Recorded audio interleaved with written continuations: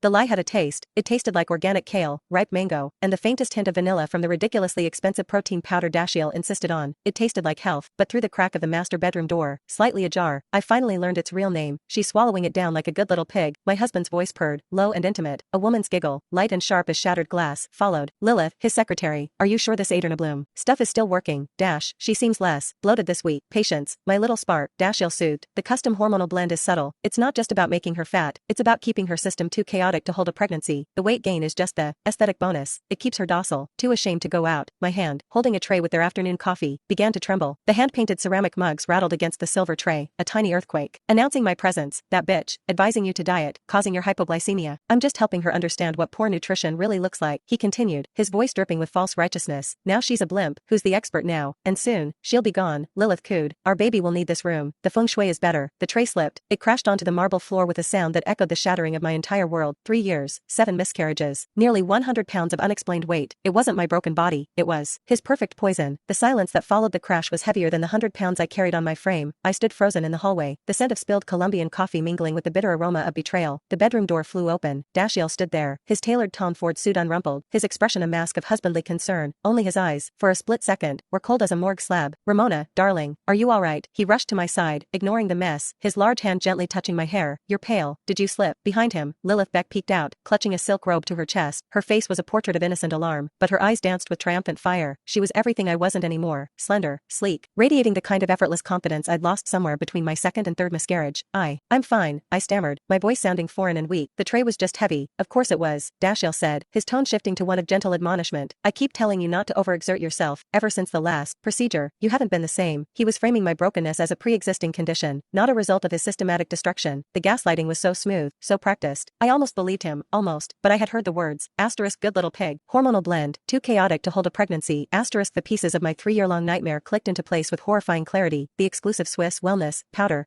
Bloom, that arrived in discreet packaging every month, the way he'd personally blend my morning smoothie, calling it his act of love, the nutritionists and doctors he'd hired, who all echoed the same thing, unexplained secondary infertility, hormonal imbalance, maybe it's stress, Mrs. Kendrick, they were his puppets. Let me help you up, Dashiell said, his arm circling my waist, his touch, which once felt like a safe harbor, now felt like the cold grip of a snake. Let's get you downstairs, you need to eat, your body needs nourishment. He was going to lead me back to my cage and feed me more poison. As he helped me to my feet, his gaze fell on the shattered mugs. Don't worry about this, I'll have the maid clean it up. He steered me toward the grand staircase, a prisoner being led to her cell by the warden himself. Lilith watched us go, a small, knowing smirk playing on her lips. It was a look that said, your home is mine, your husband is mine, your life is mine for the taking. And I knew, with a certainty that chilled me to the bone, that she was right. The dining room table was a polished mahogany monstrosity, big enough for 20, but it was always just the two of us, or now, the three of us. Lilith, having changed into a demure sundress, joined us at Dashiell's insistence, to keep Ramona company, he'd said. The maid served my meal, a large bowl of oatmeal porridge, a side of avocado toast, and a vibrant green smoothie, my usual health breakfast, designed by Dashiell. There you go, Mona, he said, using my pet name. It sounded like an obscenity now. Everything you need to get your strength back. He pushed the smoothie towards me, the